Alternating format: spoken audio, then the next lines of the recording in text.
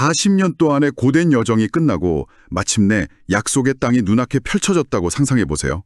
모두가 한숨 돌리면서 마지막 강을 건널 준비를 하는데 갑자기 그룹의 일부가 손을 들고 말하는 겁니다. 저희는 그냥 여기 남겠습니다. 이런 상황 어떻게 받아들여야 할까요? 오늘 우리가 깊이 파고들 이야기는 바로 이 아슬아슬한 순간에서 시작됩니다. 생각만 해도 등골이 오싹해지는 상황이죠. 그렇죠. 이건 단순히 몇 명이 이탈하는 문제가 아니에요. 수십 년간 함께 쌓아온 공동의 목표 그 자체를 뒤흔드는 선언이니까요. 네네. 팀 전체의 사기를 한순간에 무너뜨릴 수 있는 폭탄 같은 발언입니다. 맞습니다. 오늘 청취자께서 보내주신 자료, 구약성경 민수기 32장을 중심으로 이 문제를 파고들어 볼 텐데요. 네. 이스라엘의 12지파가 가나안 정복을 코앞에 둔 시점에서 르벤과 갓, 이 두 지파가 요단강 동쪽 땅에 정착하게 해달라고 요청하는 장면이 담겨 있어요. 겉으로 보기엔 그냥 좋은 땅을 차지하려는 욕심처럼 보일 수 있지만 사실 그 안에는 아주 현실적인 경제 논리가 숨어 있습니다. 경제 논리요? 네. 그리고 이 지극히 현실적인 요청이 어떻게 공동체 전체를 분열 직전까지 몰고 가는지 그 과정이 정말 흥미롭습니다. 그래서 오늘 저희의 탐구는 바로 이 지점에서 출발합니다. 이들의 요청은 용납할 수 없는 이기심이었을까요? 아니면 존중받아야 할 현실적인 필요였을까요? 네, 그 균형이 중요하죠. 그리고 리더였던 모세는 왜 이 요청에 그토록 격렬하게 분노했을까요? 거의 파국으로 치달을 뻔한 이 협상이 어떻게 극적으로 타결되었는지 그 과정에 숨어있는 의미들을 함께 파헤쳐 보겠습니다. 자, 그럼 먼저 배경부터 좀 살펴볼게요. 이 르우벤 지파와 갓 지파가 다른 지파들과는 좀 다른 특별한 점이 있었어요. 이 두 지파는 거대한 목축 기업을 운영하는 CEO들이었던 셈이에요. 그렇군요. 그런데 마침 그들 눈에 요단강 동쪽에 야셀 땅과 길르앗 땅이 들어온 겁니다. 자료에서도 정확히 묘사하죠. 그곳은 가축에게 적당한 곳이었다. 목축업자에게는 그야말로 꿈의 땅이었겠네요. 풀 많고 물 좋은 최적의 입지 조건을 발견한 거죠. 그렇죠. 그래서 이들이 모세와 다른 지도자들을 찾아가서 아주 대담한 제안을 합니다. 이 땅을 우리에게 소유지로 주시고 우리에게 요단강을 건너게 하지 마십시오. 이 말의 무게를 한번 생각해 봐야 해요. 단순히 여기 땅 좀 주세요가 아니에요. 지난 40년간 광야를 헤매며 모든 이스라엘 백성이 공유했던 단 하나의 목표, 즉 요단강을 건너 약속의 땅 가나안을 정복한다는 국가적인 대위에서 빠지겠다는 선언이나 마찬가지였어요. 그렇게까지 해석이 되는군요. 네. 마치 올림픽 금메달을 따기 직전에 핵심 선수 2명이 저희는 그냥 여기서 훈련 그만하고 은퇴할게요 라고 말하는 것과 같은 충격적인 제안이었죠. 와, 그렇게 비유하니 확 와닿네요. 이 사람들 입장에서는 자신들의 핵심 자산인 가축을 키울 최적의 장소를 발견한 거니까 지극히 합리적이고 경제적인 판단이었을 거예요. 물론이죠. 하지만 말씀하신 대로 공동체 전체의 관점에서는 이건 배신으로 비출 수 있는 아주 위험한 발언이었겠군요. 바로 그 지점 때문에 이 요청이 단순한 민원에서 공동체 전체의 위기로 번지게 된 겁니다.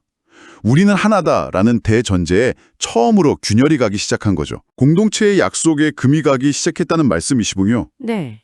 그런 엄청난 선언을 들었을 때 지도자였던 모세는 가만히 있지 않았을 것 같은데요. 반응이 어땠나요? 가만히 있지 않은 정도가 아니었죠. 그야말로 폭발했습니다. 폭발이요? 그의 첫마디가 아주 날카로워요.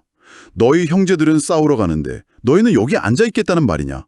이건 질문이 아니라 거의 비난에 가까운 질책이었어요. 듣자마자 바로 그렇게 쏘아 붙였다고요? 뭔가 좀 과한 반응 아닌가요? 그렇죠. 그렇게 보일 수 있죠. 이 사람들도 나름의 사정이 있었을 텐데 대뜸 싸움에서 빠지려는 비겁자로 낙인 찍어버린 거잖아요.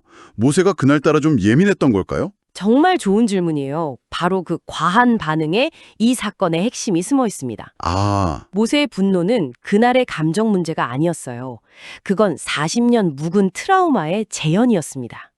그는 이 요청을 듣는 순간 끔찍한 데자뷰를 경험한 겁니다. 40년 묵은 트라우마요. 혹시 그 유명한 가데스 바네아 사건을 말씀하시는 건가요? 맞습니다. 모세는 이 상황에서 자신의 리더 인생 최악의 실패였던 바로 그 사건을 떠올린 거예요. 그는 직접 그 사건을 언급하며 이들을 몰아붙입니다. 40년 전 똑같이 약속의 땅을 코앞에 두고 가데스 바네아라는 곳에서 12명의 정탐꾼을 보냈었죠. 네, 기억나요. 그런데 그중 10명이 돌아와서 지극히 부정적인 보고를 합니다.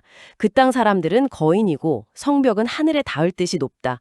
우리는 그들에 비하면 메뚜기 같다. 절대 이길 수 없다. 그 보고를 듣고 백성들이 전부 낙심해서 밤새도록 통곡하고 이집트로 돌아가자고 난리를 쳤었죠. 바로 그거예요. 그 소수의 부정적인 의견이 백성 전체의 사기를 꺾어버렸고 그 낙심이 공동체 전체를 실패로 이끌었습니다.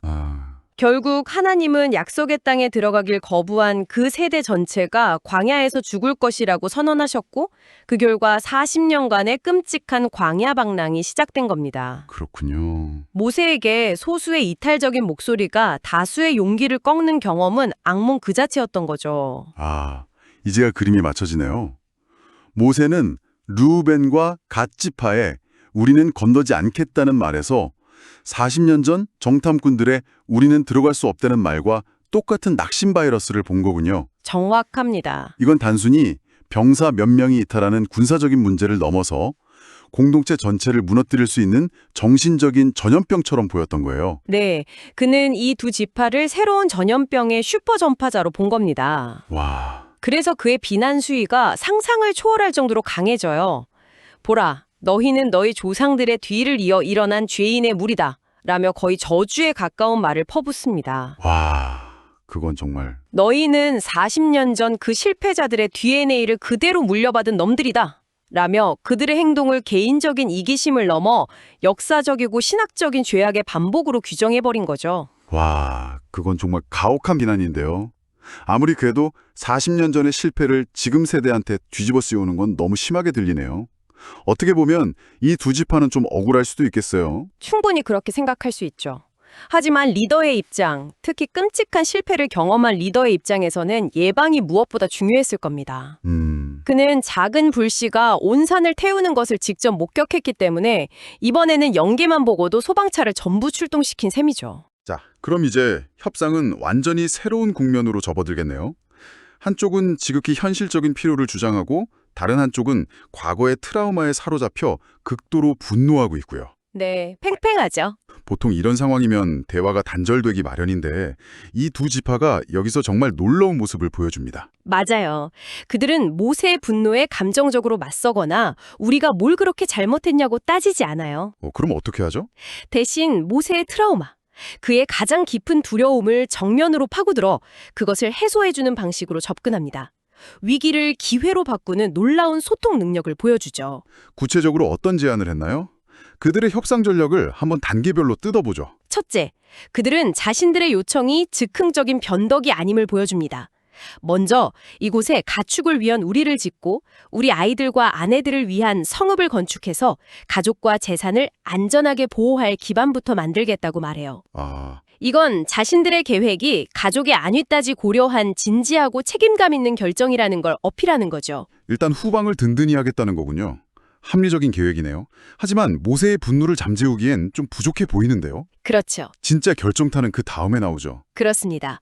바로 다음 제안이 이 협상의 백미입니다. 네. 그들은 이렇게 말해요.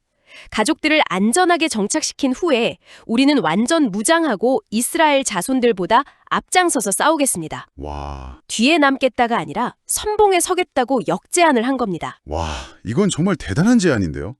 모세의 가장 큰 비난이 너희는 싸움에서 빠지려고 한다는 의심이었잖아요. 맞아요. 바로 그거였죠. 그걸 완벽하게 뒤집어 버렸네요. 마치 중요한 팀 프로젝트 마감 직전에 한 팀원이 저는 집에서 일하겠지만 대신 가장 어려운 코딩을 제가 다 맡고 밤새서라도 가장 먼저 끝내겠습니다. 라고 선언하는 거랑 비슷하잖아요. 완벽한 비유입니다. 비난하려다가도 할 말을 잃게 만드는 제안인데요. 그들은 모세의 공격을 방어하는 데 그치지 않고 그 공격을 자신들의 충성심을 증명할 기회로 역이용한 거죠. 네네. 그리고 마지막으로 쐐기를 박습니다. 다른 모든 이스라엘 자손이 각자 자기 땅을 다 차지할 때까지 우리는 결코 우리 집으로 돌아오지 않겠습니다. 공동체에 대한 완전한 헌신을 약속한 거군요. 가장 먼저 싸우러 들어가서 가장 마지막에 퇴근하겠다. 바로 그겁니다. 이 정도면 진정성을 의심하기 어렵겠는데요? 그렇죠. 이 제안을 통해 그들은 자신들의 요청이 공동체를 버리려는 의도가 아님을 증명했습니다.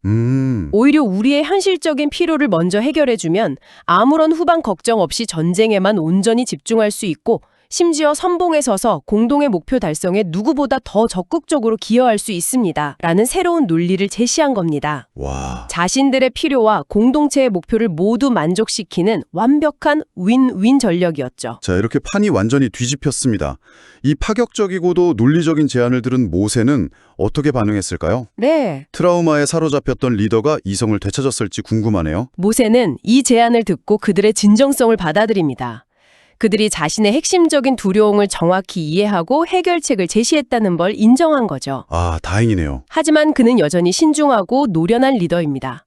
그냥 오케이, 그렇게 하자 하고 악수하고 끝내지 않아요. 그럼요. 그는 이들의 약속을 누구도 어길 수 없는 공식적이고 신성한 계약으로 만듭니다. 단순한 구두 약속이 아니라 법적 효력이 있는 문서로 만들었다는 거군요. 어떤 조건들이 담겨 있었나요? 일종의 아이프된 조건문 구조를 가지고 있어요. 먼저 아이프 조건입니다. 만약 if 너희가 너희 입으로 말한 대로 완전 무장하고 요단강을 건너가 모든 정복 전쟁이 끝날 때까지 하나님 앞에서 싸운다면 그리고 그 조건이 충족되었을 때의 결과, 센이 따라오겠군요. 맞습니다. 그러면 너희는 하나님과 이스라엘 앞에서 죄가 없을 것이며 이 요단 동쪽 땅은 합법적으로 너희의 소유가 될 것이다. 아하. 약속을 지키면 너희는 명예롭게 의무를 다한 것이고 이 땅을 차지할 자격이 있다는 거죠. 그런데 만약 약속을 어기면 어떻게 되는지에 대한 조항도 있었을 것 같은데요? 물론입니다. 일종의 페널티 조항이죠? 그리고 그 경고가 정말 무섭습니다. 모세는 이렇게 덧붙여요. 그러나 만일 너희가 그렇게 하지 아니하면 그것은 여호와께 죄를 짓는 것이니 너희의 죄가 반드시 너희를 찾아낼 줄 알라. 너희의 죄가 반드시 너희를 찾아낼 것이다. 와, 굉장히 강렬한 표현이네요. 영화 대사 같아요. 그렇죠. 이건 단순한 군사적 정치적 약속을 넘어선다는 걸 분명히 하는 말이에요. 아, 이 합의는 하나님 앞에서 맺는 신성한 맹세이며 이걸 어기는 건 동료를 속이는 걸 넘어 신을 기만하는 행위라는 겁니다. 네네. 그리고 그 죄의 결과는 그 누구도 그 어떤 것도 피할 수 없으며 마치 추격자처럼 반드시 너희를 찾아내 덮칠 것이라는 엄중한 경고를 통해 계약의 무게를 더한 거죠. 그야말로 빼번 학동 어타는 언약을 맺은 거네요. 그리고 모세는 여기서 한 걸음 더 나아가죠. 맞습니다. 이 계약을 모든 사람이 보는 앞에서 공식화합니다. 맞아요. 그는 자신의 후계자인 여호수아와 대제사장 엘레아살 그리고 이스라엘 각 지파의 지도자들을 모두 불러 모은 자리에서 이 계약 내용을 공표합니다. 이제 이건 두 지파와 모세 개인 간의 약속이 아니라 이스라엘이라는 국가 전체의 공식적인 결정이 된 겁니다. 누구도 나중에 딴소리를 할 수 없게 만든 거죠. 이렇게 길고 험난했던 협상이 마침내 타결되었군요. 그리고 실제로 땅 분배가 이루어지는데 여기서 흥미로운 디테일이 하나 등장해요. 네, 처음 요청했던 르우벤과 갓 두 지파 외에 다른 지파도 합류하죠. 네, 므낫세 지파의 절반이 이들과 함께 요단 동쪽 땅을 분배받습니다.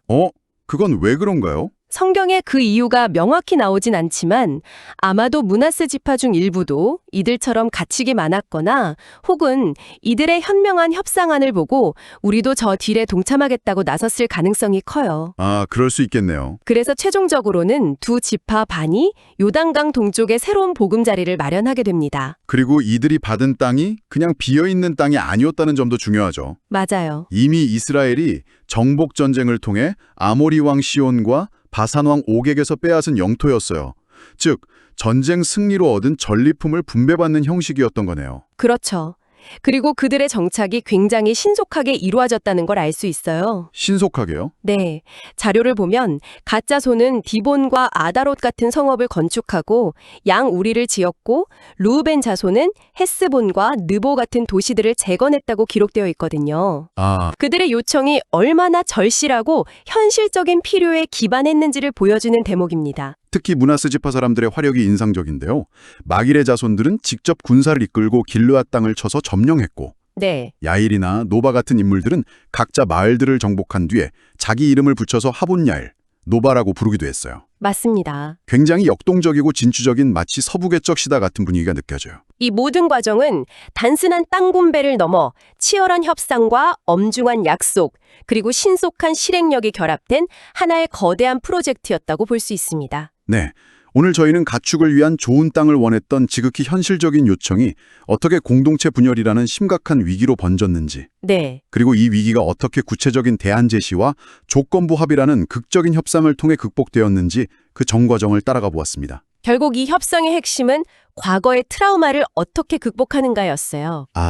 모세는 40년 전에 악몽을 보고 있었고 두 지파는 그 악몽을 정면으로 돌파할 해결책, 즉 우리가 당신의 가장 큰 두려움을 해소해 주겠다는 제안을 들고 나온 거죠. 와, 단순한 협상이 아니라 일종의 심리 치료에 가까웠다고 볼 수도 있습니다. 정말 흥미로운 관점이네요. 리더가 가진 과거의 상처가 조직 전체의 의사결정에 얼마나 큰 영향을 미치는지, 그렇죠. 그리고 현명한 구성원들이 어떻게 그 상처를 보듬고 공동의 목표를 향해 나아갈 수 있는지를 보여주는 최고의 사례 같아요. 맞습니다. 그리고 이들은 단순히 말로만 약속한 게 아니죠. 우리가 선봉에 서겠다는 가장 어렵고 위험한 행동으로 자신들의 진정성을 증명해야만 했습니다. 결국 신뢰는 말이 아니라 행동으로 얻어내는 것이라는 사실을 다시 한번 보여준 셈이죠. 자, 그럼 청취자 여러분을 위한 마지막 질문을 던지며 오늘 이야기를 마무리할까 합니다. 네. 결과적으로 이 두 지파반은 다른 9지파반과 요단강이라는 뚜렷한 물리적 경계를 사이에 두고 정착하게 되었습니다. 네. 그게 중요하죠. 단기적인 문제를 해결하기 위한 실용적인 선택이었지만 이 지리적 분리는 앞으로 수백 년간 그들의 역사에 거대한 영향을 미치게 됩니다. 그래서 여러분께 던지는 질문은 이겁니다. 이 물리적인 경계가 먼 훗날 그들의 정체성, 문화, 그리고 신앙에 과연 어떤 영향을 미쳤을까요? 약속의 땅 안이 아닌 약속의 땅 경계에 머문다는 것은 장기적으로 어떤 의미를 가졌을지 한번 깊이 생각해 보시면 좋겠습니다.